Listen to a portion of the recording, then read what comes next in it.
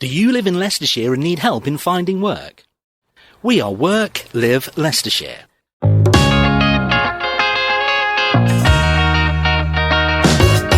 Hello, I'm Beverly. I'm a key worker for the Work Live Leicestershire project, and today we're at the WiLL in Kibworth, and I'm here with my participant Paul. Hello Paul. How are you doing, Beverly? I'm good, thank you. How are you? Yes, very well. Excellent. And we want to tell you a little bit about Paul's story and Paul's journey with Work Live Leicestershire. Paul, what I'm going to do, if you don't mind, is ask you a few pre-prepared questions. No problem. And so the audience has got a little bit of a view as to what you've, how you found our project. Yeah. So, how did you find out about and what attracted you to the WiLL project? Well, I live in Kibworth, and my son, he struggles a little bit with mental health, and he has cluster headache. So he came down to the health and wellbeing club, if you like, and he told them about me. And to be fair, I've got a lot of jobs coming through on the emails, which I could have applied for, and I just couldn't get myself motivated enough to be able to do that. I felt, like I said before, very down and unconfident, really. So when I came and seen Beverly, that's what made me get that confidence back. And incidentally, that interview and the CV was the only job that I'd gone for, which is a credit to Beverly, really, because that was 5 months after I packed in.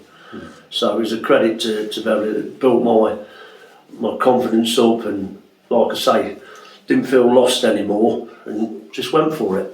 From that day on, I'd got something there, so I'd got my old self back, because I'd really gone down low. I've been there for 11 years, and you know, without going too far into things. But anyhow, I packed the job in because I just needed something different. No, completely understand. And I remember one of the first words you said to me, Paul, was when we met. You said you felt lost. Yes. And I think that word resonates with a lot of people that we're working with at the moment. They feel lost and they want to get back onto a journey, and that's exactly what we did, wasn't it? That's right, yeah. Because this can happen to anybody. It's not. Of course it can. You know, people think that people are down and out, and that they're not down and out. It's just where you lose yourself. And you know, you overthink things. That's what happens. And you just can't get yourself motivated. But you know, and your family, I've got a great family, and you know, they all try, but just that little bit of outside help really gave me the courage, if you like, and the confidence to get on. Good. So just tell us a little bit about your previous work history before you joined the WiLL project. Right, so I've been a bricklayer for quite a few years, and then became a stonemason. Okay. And then I went into site supervising, and then was a site manager, and done various projects, bespoke projects up to £3 million. And I really enjoyed it.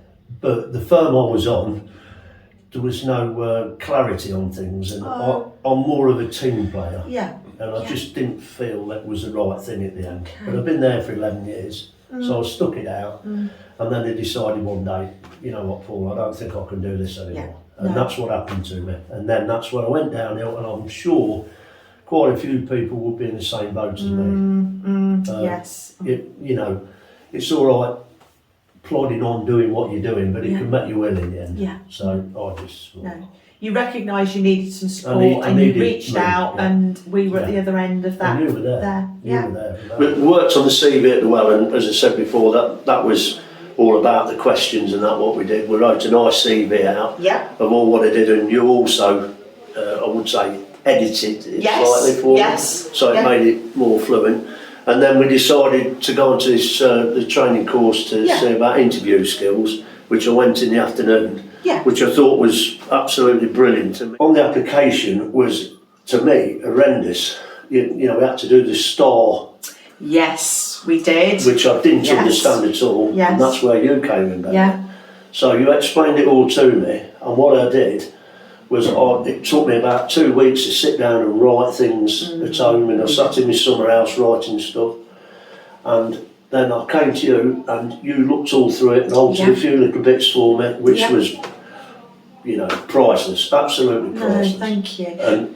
because it was quite an in-depth application form that we had to fill in. Then we had to do a covering letter, and it was almost like you were handing your homework into teacher. That's exactly what I told you I would be your star pupil. I don't know whether I've quite reached that, and I tried to. But again, just saying that by star pupil, that gave me the encouragement to make me feel that. Yeah.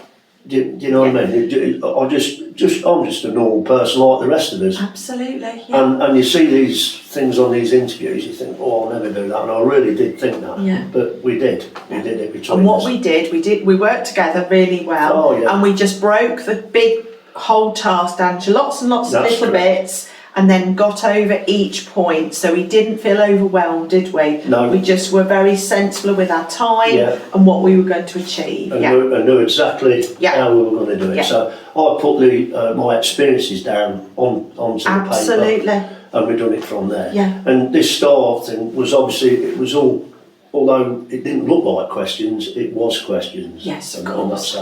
And some of that STAR technique that we've just mentioned is building up to interview as well, isn't it? That we know how to structure an interview, question and answer. So we went all different routes, and that's the thing that I, as a key worker, see lots of different ways that applications or CVs or covering letters are done. So I'm building up my experience by working with you as well, which is great. Yeah, that was fantastic. It was fantastic. And then the icing on top of the cake was obviously we sent it off, and then I got an email through to say that you'd been shortlisted. So I'll text you, and to be fair, Beverly, you rang me and we both started laughing because we thought how fantastic it was, because it was a hell of an achievement for me to get that. Of course it was. Yeah, it's a tutor, and it's St Mungo's. St Mungo's are a charity for the homeless, and what their main goal is to obviously get them off the streets first. But what they do is they don't just get them off the streets, then they put them on a course of recovery, if you like, so that they keep going, and then they come into the construction trade and just learn simple type skills just to give them more confidence and hopefully get them into interviews so they can get some work, and that way make them feel good about themselves. And to me, there's nothing better than that, I don't think. All the money in the world can't help that. These people just need a bum up like what I've had. That's what they need. Although mine was very mild compared to what they are. We're all here to help each other, and that's what we should do. And when I went down to the interview, I sat outside, and I've got to be honest to a lot of people out there, I think we're all in the same boat. It's not a nice experience. And I nearly went home.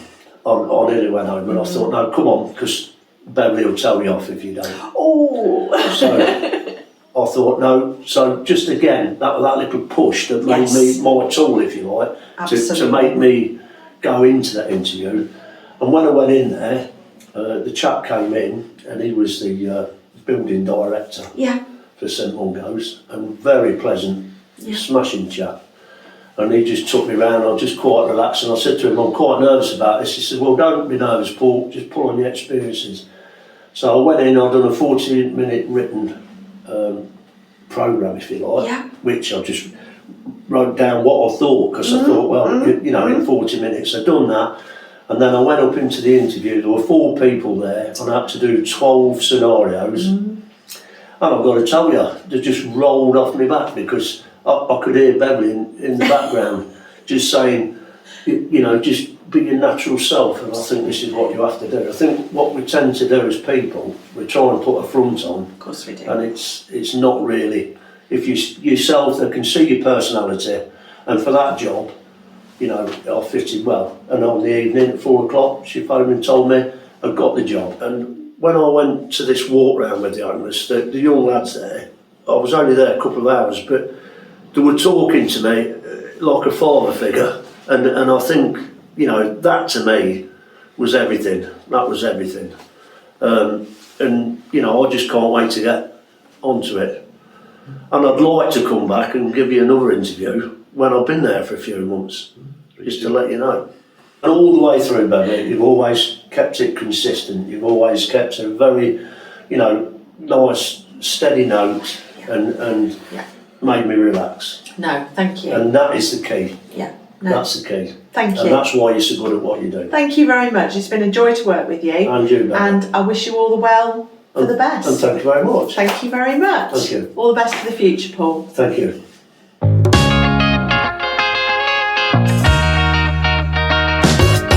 Search Work Live Leicestershire or call us on 01455 856 318 or email contact us at workliveleicestershire.org.uk.